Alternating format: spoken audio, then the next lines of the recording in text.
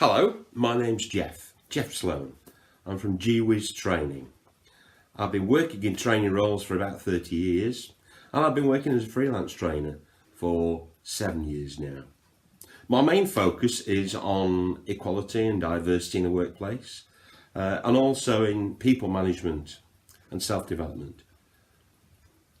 I work with lots of different kinds of employers, from very small employers, medium-sized business to large ones too. And today is the first of a number of videos. I want to talk to you about performance management and in particular how to manage minor misconduct. I'm going to give you 3 tips in this short clip. That's all, just 3 things to remember when you go away and you manage the performance of the people in your teams. I get called in quite often to do some training with someone because there is an issue with someone's performance. Don't forget that it's your job, whether you manage 1 person, 10 people or more, it's your job to manage that person's performance. And I find it's one of those things that's often neglected, particularly a minor misconduct. One manager said to me once, "Well, Jeff, I've got a problem with this employee. He doesn't do anything seriously wrong," because it was a man, and I can't get rid of him.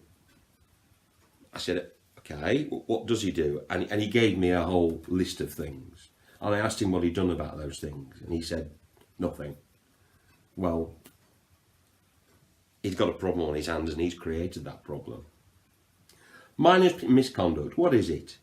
Well, minor misconduct is things that are maybe an employee's not doing or not doing to the standard required. Every job should have an outline, a job description as a start for that, and you'll have a standard that somebody needs to work to. So it's somebody not achieving that standard. So an example could be poor timekeeping. I'm not talking about just a one-off, but perhaps it's happened on a number of occasions. Lack of accuracy, that could be another example of poor performance. Or perhaps the quality of their work is not coming up to standard. So there are all some examples of minor misconduct. It's all about nipping it in the bud. Dealing with these small things can often stop it escalating into a bigger issue. So, my first tip, number 1, is talk to them. You should talk to your employees regularly about their performance. It should become a habit. It should become something that is a pleasant experience for both of you, not an ordeal to be endured. So really communicate with them, and that means get their view, get their side of the issue. It might be that you have what you call a one-to-one, a review, a catch-up, a job chat. There's all kinds of different terms I've heard applied to this. It's whatever fits in with your organisation, but it should feel relaxed and informal. That way you'll get far more out of the situation, far more out of your employee, and you're more likely to get them back on track again. Number 2, then you need to identify the reason for the misconduct. So what is it that's preventing that employee being able to achieve the standard that you require? Do they need some more training? Is there some kind of development? Is there some coaching you could give them? During this particular part of the conversation, you give them some feedback. I'll be covering feedback in another video later on. And remember, it should always be backed up with some kind of evidence.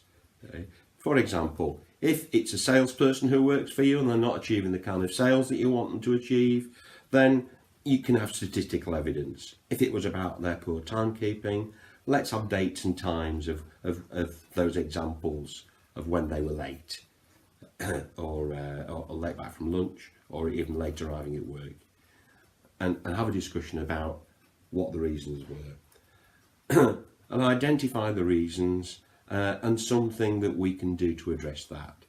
And the third tip I've got for you is agree a goal, a way forward, an objective, and get them involved in this rather than you impose it.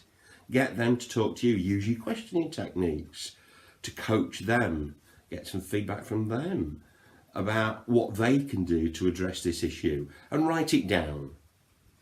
Just doesn't have to be anything formal. It can be on an A4 piece of paper, it could be on your computer, but make sure they've got a copy. So there's a record of what you've talked about and of what they're going to do to address that. And make sure you set a review date. So that's it really, it's simple, they're the three. So it's number one, talk to them. Number two, identify the reasons for the misconduct. And number three, agree a goal and a review date. Thanks for listening. Have a great day and I hope to speak to you again soon.